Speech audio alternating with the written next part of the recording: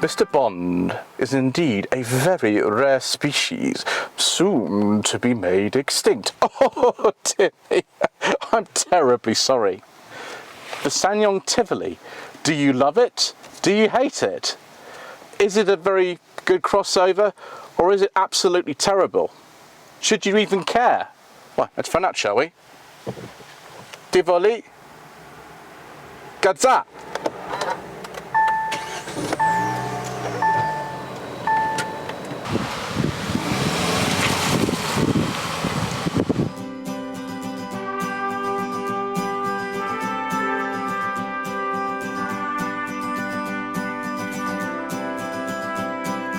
Here we are with anchors tying us to what we'll call home, even if the sight of it has not yet touched our eyes. And here we are and we're together, even if we are apart. And we're together when we're together, something big is happening among us. It's not as if we don't have time to time, we wouldn't lie. But there's a promise for our broken lives. So welcome to another episode of Tweed Jacket Reviews. This is my 2019 Ssangyong Tivoli 1.6 e-XGi Ultimate. This was the top of the range Tivoli before the facelift occurred earlier this year, and I got it from a dealership called Platinum Ssangyong. So thanks Platinum. Before I get into more depth about the Ssangyong Tivoli, please take a moment to subscribe to the channel if you haven't already done so, to like this video and to leave a comment below. This is actually our 1,500 subscribers special, if you're watching this. And so thank you to everyone who has subscribed to the channel and watched the content previously. It really helps us out and allows us to make these videos more quickly and to make the videos better. So the Ssangyong Tivoli has only been around for about 5 years. It was launched in 2015 into an entirely new market segment for Ssangyong.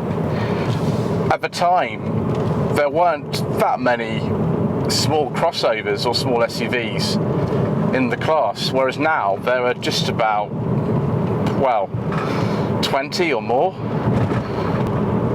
This really competes with cars like the Renault Captur, the Ford EcoSport and the Nissan Juke, and then the 2020 model would compete with things like the Skoda Kamiq, Volkswagen T-Cross and the Seat Arona. These are all cars that have been launched since this one went on sale, and there were only 2 engines available at launch. They're both variations on a brand new 1.6 litre unit that Ssangyong developed themselves, with the diesel variant, and of course we don't talk much about diesels on this channel, do we? It's badged as the e-XGi 160, and this is called the e-XGi 160. Official figures for this particular car say it does 0 to 60 in about 12 seconds, and the top speed is over 100 miles an hour, although it's largely irrelevant in a car like this anyway. Diesel, I think, is a little bit faster, probably because it has more torque. The power outputs are slightly different actually. This develops 128 horsepower and the diesel 113. I have actually driven 2 diesels and 2 petrols, this being the 4th Tivoli I've actually driven, and a lot of the contemporary reviewers when this car came out in 2015 would say that actually the car's not got a lot of torque, it's a little bit sluggish. I beg to differ. The car, to me, seems absolutely fine. If you compare it to, say, a 1.5 litre engine in an MG ZS, and that is the standard variant, there is an automatic which has a 1 litre engine, then it has a bit more torque and a bit more power. And with this 6-speed gearbox as opposed to a 5-speed, which a lot of this car's rivals actually still use a 5-speed gearbox for their lower powered manual derivatives, it actually makes a very big difference. Fuel economy in this car is between about 42 and 49 miles per gallon depending on where you are and how you drive it. I got an average of 49 miles per gallon yesterday on a motorway run, which was pretty good. It's not as good as my Seat Toledo. That was maybe for the same sort of journey about 55-60 miles per gallon, but bear in mind this is primarily a car that was designed by an off-road firm, and Ssangyong generally make off-road cars. They don't tend to make too many passenger vehicles, but I don't think that's too bad. The pacelifted version, which I'm hoping to review at some point later this year, has two different engines. It's got a 1.2 turbo, the same sort of power output, about 128 horsepower, and a 1.5 turbo from a larger Corando model, which has 165 horsepower. There is also a diesel available, and that's 136 horsepower. It's the same basic engine as the 113, but it's actually got a little bit more power. Right, let's get out of this junction.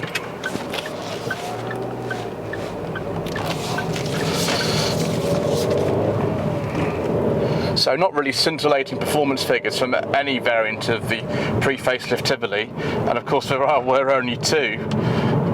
But this isn't really a car that's about outright performance and handling. If you adjust for steering mode, and there are 3 steering modes in the Tivoli, a system they called Smart Steer, then you can have it in Sport, Comfort or Normal. I have the car currently in Sport. I always have it in Sport, and I recommend you do the same. Sport is still perfectly light when you're manoeuvring it, but it does weight up a little bit as you go faster. The steering feel is like many modern cars. It's an electrically operated power steering system, and so you don't get the sort of feedback you would do with a hydraulic system, such as in, I don't know, an R50 Mini or an MG3. But nevertheless, it's okay. One thing you are aware of when cornering is just the height of the car. You sit quite high up in this, as you do in many of these smaller crossovers, and actually this is one of the advantages if you do like an elevated drive position. You sit quite high up and you can see the road really well. It does mean though, when you go through the corners, things do get a little bit on the roly-poly side, simply because you have a very high centre of gravity. The grip is fine, and the car will just very predictably wash wide and understeer, as any front-wheel drive car would do. But just bear in mind, you won't really be sort of pulling too many amazing overtaking manoeuvres like you would do on a racetrack in a Ssangyong Tivoli. The trim levels available in a Tivoli were, from launch, SE, EX and ELX. The ELX variant would be the one I would go for before 2018, particularly the later cars of that era, the 2017 models, because they have extra safety features like lane keeping assist, lane departure warning, high beam assist. They do make a big difference. Also, those cars came with steering reach adjustment, which some of the lesser ones don't. But the post-facelift models, they redid the trim levels around. I think those are EX, Ventura, ELX and Ultimate. So they have different trim levels and different engine options with the new model. In 2018, they rejigged the trim options again and repositioned the ELX a little bit down and put a new Ultimate model like this one at the top. Initially that had, in addition to all kinds of things, electric seats and ventilated seats. This car is a 2019 model and it actually doesn't have electric seats or ventilated seats. I still, however, do get all kinds of other things. Android Auto, Apple CarPlay, Sat-Nav from TomTom, dual zone climate control. We've got hill descent control as well. We've got traffic sign recognition in this car. We have all these lovely safety features to keep you safe. In addition to the 7 airbags as well. So passive and active safety is very good in this car. The only thing I would say it doesn't have is blind spot monitoring, a 360 camera and rear cross traffic alert, which are all things you can get in the new MG ZS 2020 facelift. No doubt while I try one of those new 2020 Tivolis, I'll see what those are like too. The manual gearbox in this car is pretty good. It's a little bit stiff still because the car's done around 6,000 miles from new.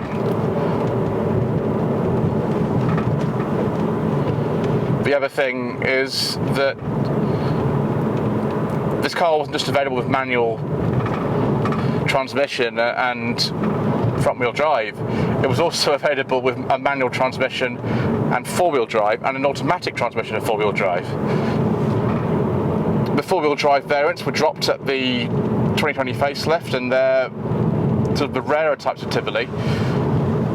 Mahindra also make a shorter version of this car called the e-XGi 300, and Mahindra do actually own Ssangyong these days.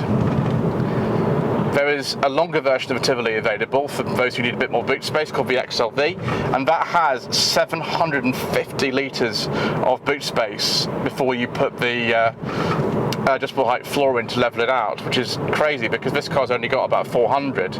It's adequate for most people's needs, but if you really have a big family, then the XLV might be a good option for you. But please do bear in mind that that car is not available with a facelifted version.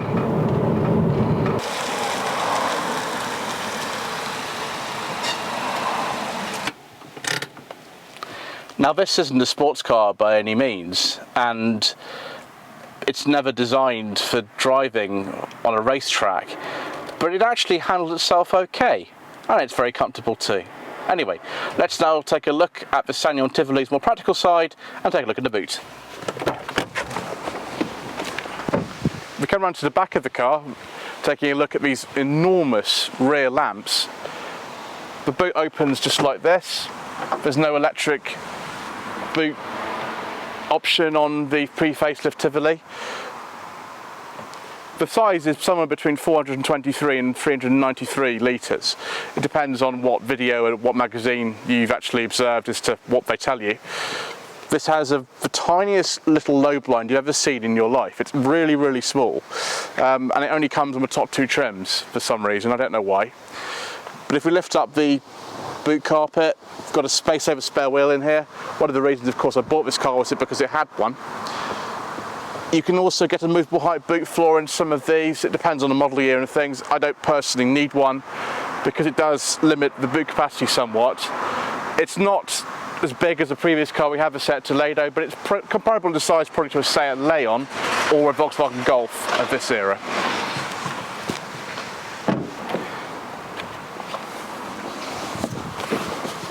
One of the main reasons why you might buy a car like this is to do with the ease of getting in and out of the car. Stepping in and out the back is really, really easy. And also for a car that's got quite a small footprint, there's lots of room in here. Knee room is pretty good, headroom is pretty good. I don't think it's quite as good as an MG ZS, but it's still really rather spacious.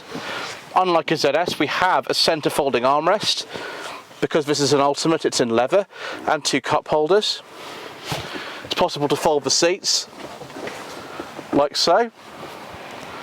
Although you need to use the movable height boot floor, which is optional to get a nice flat space for that. And be careful of the rear seat buckles because there's nowhere to fit those in.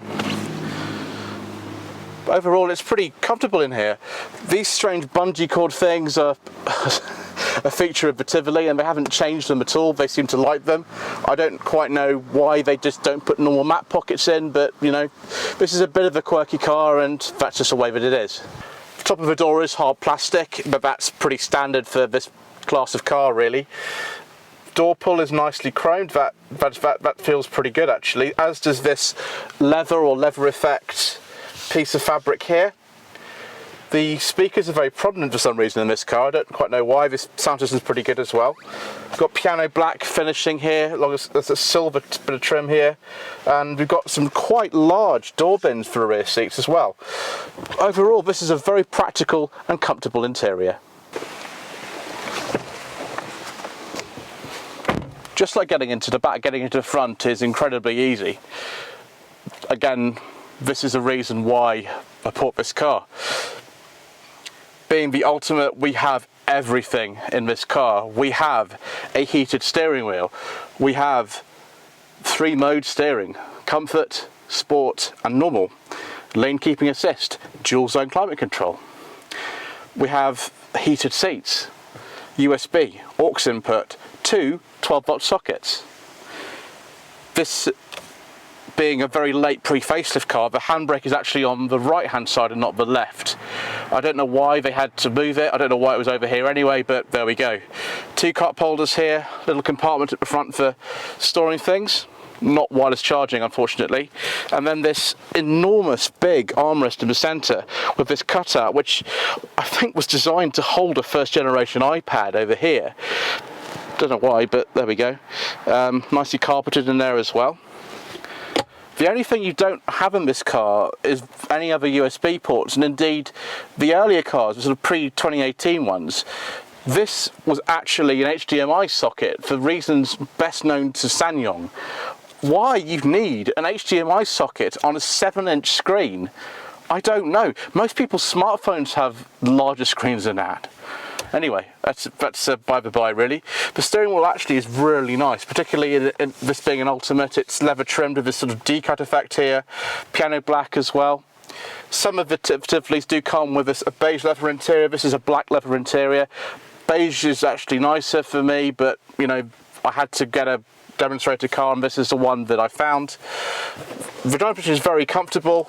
This hasn't got electric seats unlike the 2018 model Ultimate, and they're not ventilated but they are heated, but I don't really bother about that kind of thing, it doesn't faze me.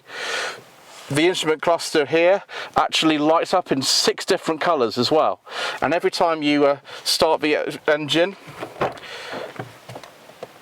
if you do it with the door open, there's a little dial sweep for you, and if I close the door and turn the engine off, it plays a little tune and says goodbye. So now we've got the screens on without starting the engine. By the way, in this car you have to press the brake and the clutch to start the engine. I've never been in any other car that's like that. I don't understand that, but never mind. We've got 3 screens actually here, and they're actually quite nice looking. They're not too bad. The post-facelift cars have a completely different dashboard than this one, with a much bigger screen, and in the Ultimate car you get digital instruments. This is just a standard one, and I like normal instruments personally. The sat-nav is a TomTom variant. It's on the 7-inch screen. You can actually have it in 2 versions. On the standard home screen you have it just occupy the real estate on the left, and if you just press Navi, but it will fill the entire screen. It's very easy to use. The only thing is, because this is a 2019 car and it's got a 2019 SD card in it, I actually drove to Crawley Down today and I found that I was driving around a roundabout that didn't exist, which was hilarious. Also, it's not Google Maps. There's no live traffic information over the mobile network to inform you of any jams, so that is a bit of a problem, but generally this is one of the better sat-nav systems into a modern car. I actually really like it. The rest of the screen is a little bit confusing, so if you go home it will show you what's going on. It will show you the main menu and show you what radio station or what music you're playing via Bluetooth, and also in this car we've got Apple CarPlay and Android Auto. I do have a compatible phone, but I don't have a compatible cable, so just bear that in mind when you're trying to hook up your Android phone to the car. I'm sure if we got an Apple phone it would probably just work straight away like they normally do. So if we press mode, that's actually just generally what mode you want the screen to be in its entirety. So you know, we can press Bluetooth music here for example and just have the Bluetooth music that is playing. Whereas home I tend to have it on, but for the simple reason that I'll just mute that. Leave that so we don't get copyright infringement. Thank you, Sean Foyt. On home it's very useful. It's the mode I normally use, because even if you've got the sat-nav working you can still see what else is going on. That's a plus point. But what I really prefer, rather than just these keys here, you prefer some shortcut buttons which actually could fit in here around the bezel to just get you to whatever you want to do. So I don't know, radio, music, things like that. It'll be better. It's not too bad and you do get used to it, but there we go. In terms of the screen in front of the driver here, I do wish it had sat-nav directions on it. You don't actually get those at all unless you use the central screen, which is a bit annoying. Also, you don't see any phone functionality in here. That again is on the central screen, and that can be a little bit confusing if you've driven a car like a Volkswagen Group car that would have those features in here. To go up and down, you press this button marked trip, which will take you through various things. the fuel economy in this car is actually a lot better than the advertised average. I'm getting between 46 and 49 miles per gallon on long journeys, and about 42 to 43 in town. And the official figures say I should be getting 40, so that's pretty good. If we go over here, we can see the lane keeping assistant. That's a standard feature on the Ultimate model and on the 2017 ELX cars. We've also got Richardson recognition, although really annoyingly, and this is a really mystery, this car's got two clocks, one on this screen and one on that screen, and you have to adjust both the clocks individually. When I first got this car, that was on one time, that was on another time, and it absolutely ruined my self-esteem. If we go further down the menu, the trip button, we go to the cluster setting, and if you go into the cluster setting, you can change the instrument dials from 6 different colours. We can have this nice white setting, which I have for daytime, and a blue setting for night. You can actually have that on different settings for different times of day, which is rather nice. Also, of course, you can have the steering in sport, comfort, or normal. I never use any setting other than sport in cars like this. Same with the MG ZS. Comfort is utterly ridiculous. I'd only ever use that if perhaps you had one arm or something like that, I reckon. Sport is still really light. It just gives a little bit more of a feeling of solidity to the car. You don't get more feedback because this is an electric system, so you don't get more feedback, you just get a bit more sense of solidity when you're going around. And this car, because of the slightly higher centre of gravity than a normal one, you do need to have more of an idea of connection when you're driving fast around corners. If we go through the rest of the things here, we've got tyre pressure monitoring, which is wonderful. Richardson recognition is very good. It actually works very well. Unfortunately, if you've got the sat-nav on and you're driving and it gives you the speed limit, it doesn't actually read the speed limit from here. It reads it from a TomTom system. So you can be driving along and it tells you it's 50, but on here it can still say 70 because it's say a temporary speed limit, but it's red. But actually, it doesn't have the information in here. So again, really confusing and very mysterious. I do hope they fix that on a facelifted car. The forward visibility in this car is quite good. We've got all-round parking sensors on this model and a reversing camera. You don't really need a reversing camera. The rear window is quite small, and so the parking sensors, I'd say, are pretty essential. But the mirrors are huge in this car. They're really big. So in terms of pulling out junctions and things, that's no problem. And because of this high bonnet line, you can see the front of the car a bit more easily than you would do in a normal one. The instruments are nicely positioned. We've got the chrome rings around them as well. The steering wheel adjusts for reach and rake. I normally have it out there. And just look at these buttons and the stalks. We've got everything. We've got an auto setting for the washers for some reason. I don't know how that works. We've got cruise control. We've got lane keeping assist, lane departure warning, Richardson recognition, high beam assist. You've got automatic lights, automatic wipers. We've got voice control, which, you know, I've never used that, of course, and it's just a very nice place to be. If you look at the doors, we've got power folding mirrors, we've got auto down front windows, we've got the locking buttons are on here as well, and we've got hill descent control in this car as well, which really belies the off-road origins of Ssangyong. They really do know what they're doing in that respect, although this being a petrol manual two-wheel drive car, I don't know when I'm ever going to use it, but there was a 4x4 version of the car available, and there are some diesels for those who need a bit more torque. But yeah, it's such a well-specified car for the money. I can only think of possibly one other, which is the facelifted MG ZS, that gives you as much bang for buck as this Ssangyong. So I've got my secret mission documents here. Let's see if they fit in the glove box. Of course, with an MG ZS, they do not. Why, yes, sir. You have to reach quite far in, but the glove box goes back a surprisingly long way, and there's loads of room in there for all kinds of bits and pieces that you need. We've got the car's manual in there, of course. Excellent. One of the slightly bizarre things about this car, and there are quite a few of them as you're probably working out from this review, is this very bizarrely shaped cubby hole in the dashboard. The glove box is there, so it's nothing to do with that. I think I know what it is. If you're on a secret mission, what you need to do is fit a very small rifle into the car somewhere, and that is an ideal shape. It's like that old 1965 film with Lindsay Shotov directing, which starred Tom Adams, called Licensed to Kill, where he had a Mauser, which is a bit of profile of that. So you fit your mini Mauser in there, and you're absolutely fine. No one would ever suspect a thing. So I've retrieved my secret mission documents, which tell me how to use my mini Mauser, and to see if they fit in the door bin. Why, yes, sir. What an ideal car for spy work. In conclusion then, what do I think of the Ssangyong Tivoli? This is actually an incredibly good car. It doesn't have the brand recognition of some of the market leaders, and really there is a bit too much body roll and cornering, but that really reminds you of the heritage of this car. And also it's very solid. The industry-leading warranty alone might be a reason why you choose this car. Oh, dear me, I'm terribly sorry. Spend the money quickly, Mr. Bond. Thank you for watching this episode of Tweed Jacket Reviews. My name is Joseph Lloyd, and I find cars for people on a professional basis. To find out more, please visit my website or my Facebook page. Links are in the description below. Thank you.